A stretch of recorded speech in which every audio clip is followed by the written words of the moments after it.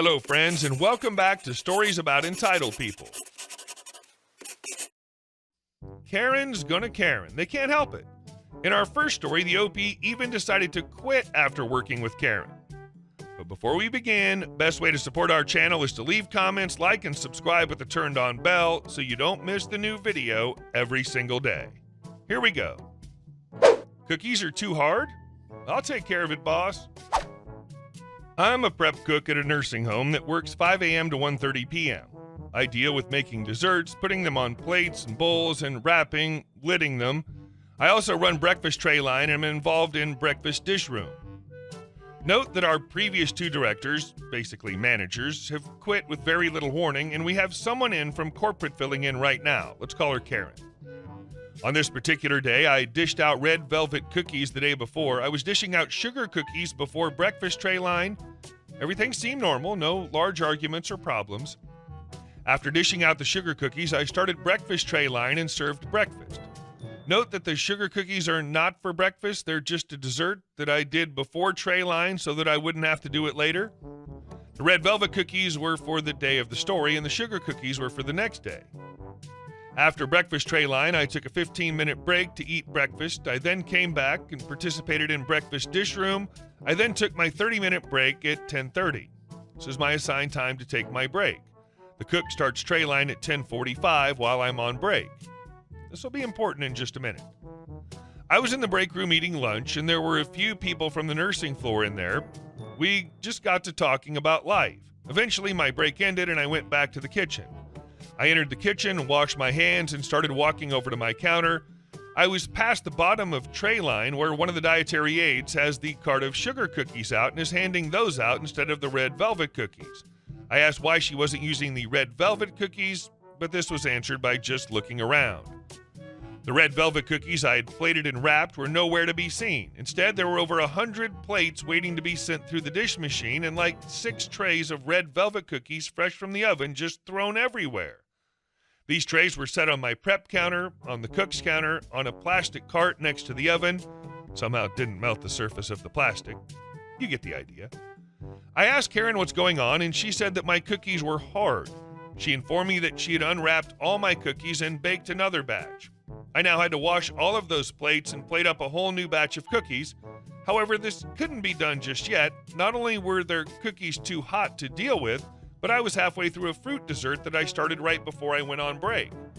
We're allowed to do this as long as nothing is left out without a lid.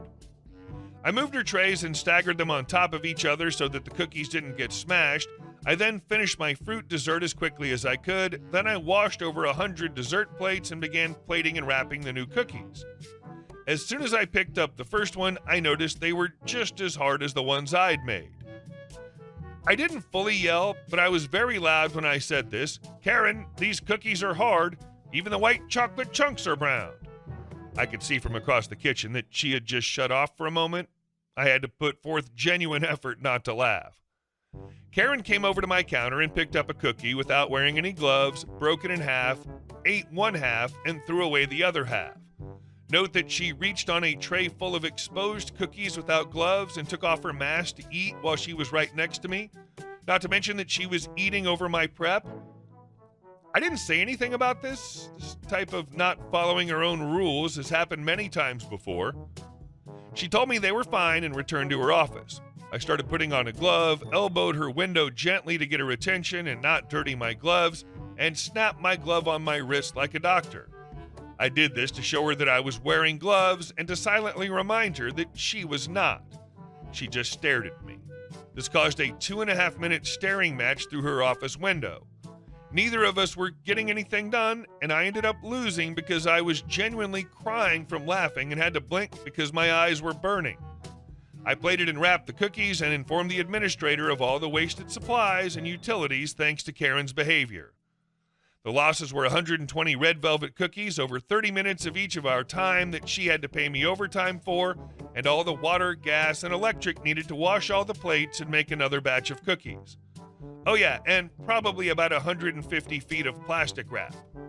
Upper management didn't do anything about this because Karen was from corporate. I'm now looking for another job, and the place in this story will be completely screwed with only half a prep cook when I leave. I say this because the other prep cook is only there on my days off and fills in for the cook when I'm there. There will be no way to have a prep cook on the schedule every day and make sure people get their guaranteed days off. I wrote this story now instead of waiting to see what happens to the company when I leave because I don't really care anymore. The company's headed downhill so fast that literally anyone leaving could cause a lot of fallout, so I don't see how the story of me leaving would be very unique. Wow. Karen must know somebody, or at least have the real dirt on someone to be such a clueless manager who apparently won't be fired. Plus, even if she weren't, there's food service companies where it's super difficult for anyone to get fired, even if they might deserve it. And our second story. Coffee Shop Karen. This happened about 10 years ago. Cast, me is me, K is Karen, M is manager, S is staffer. Until 4 years ago, I lived around the corner from a coffee shop I'd stop in on my way to work daily. I'd stop on my way home daily. Some weekends I'd walk over for a cuppa. They left a broom and dustpan on the patio behind the trash can. On weekends when I was over for a cuppa, if they looked busy, I'd grab the broom and tidy the patio and sidewalk in front of the doors before I went in. I usually got a free day old offered to me for helping out. After 3 years, all the staff knew me, the manager and the owner as well. So one day I walk up, look in the windows, and grab the broom. Big rush inside, and I don't like people normally. I like crowds even less. I take my time sweeping, looking in the windows. Once it empties out, I go in and sit at the counter. S brings me a coffee, and we start chatting. After 5 to 10 minutes, K comes in. She's right miffed. Kay walks up to me and taps my arm. I look up and say, yes? Kay, we've been waiting for you. Me, okay. Why? Kay, well, we need you to sweep the patio where we want to sit. Me, oh yeah, I don't work here, sorry. Kay, don't lie, we watched you sweeping the patio. Now you come out and tidy where we want to sit. S, she really doesn't work here. S looks out the windows at the patio. S, it's clean and tidy out there already. K, no it's not. The table's nasty. S, it's a picnic table. Kids write on it when they sit out there. K grabs my shirt and tries to drag me out to clean her table. She's yelling at me that she sees me cleaning the patio every weekend, so I must work here. Me, look lady, the manager's a friend of mine. Leave me alone or I'll have you banned. K, I know the owner and I'll have you fired. By this point, S has decided to contact M. M shows up to see this lady grabbing my arm and yelling that she's going to have me fired for being lazy and rude. I have bruises forming on my arm now. M, lady, let this girl go. You better tell me why you're manhandling her before I call the cops.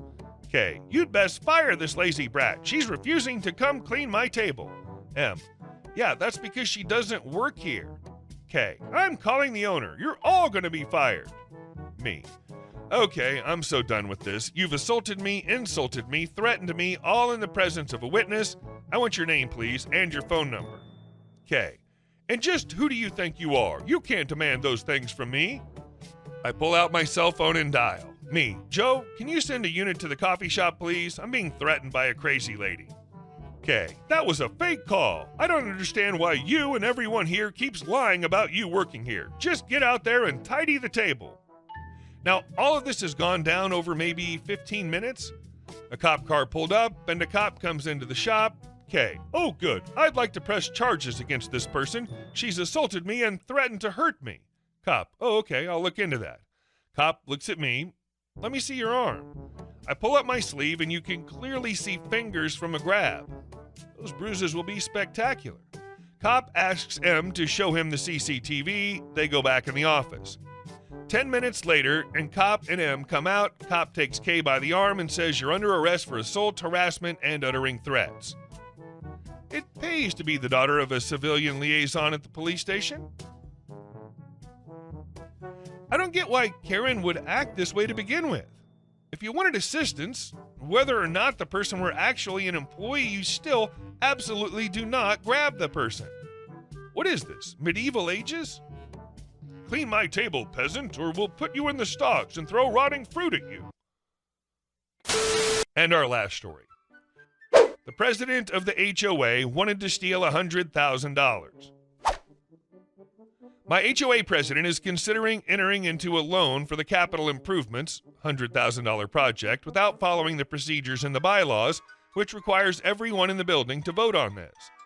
This is concerning because the terms of the loan could potentially affect our sale prospects should we decide to sell in the near future, and our own mortgages. The HOA president is also consulting with a lawyer to see if she can introduce an amendment to the bylaws that prohibits us from having guests in our apartments without us being present.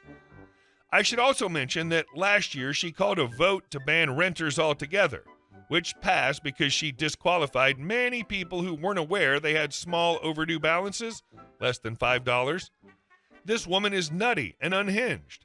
Half of the owners, 26-unit building, aren't present at meetings or just go along with her. The other half, like me, are trying to figure out how to stop her. Also, last year, she banned me from running for the board because I recorded an HOA meeting without announcing it, which is legal in my one-party consent state, and then distributing it to homeowners via private link. This is my first condo, and she's been a nightmare since I purchased 1.5 years ago. Despite her being unable to compose an email in a complete sentence, let alone one grammatically correct, she's a formidable opponent. Update. At the meeting, we made the appropriate motion for an immediate election because she was not following the bylaws. At that point, I just took over and started to clean up what she was touching. Ensured that her record was kept and videotaped, I also contacted the building owner and let them know she was no longer in charge. This woman's crazy. She sounds like the kind of person who's going to get herself punched in the face one day. I can imagine how hard it was to communicate with her all this time. Kudos for removing Karen from her position. Hey guys, thank you all for watching the video. I'll see you in the next one.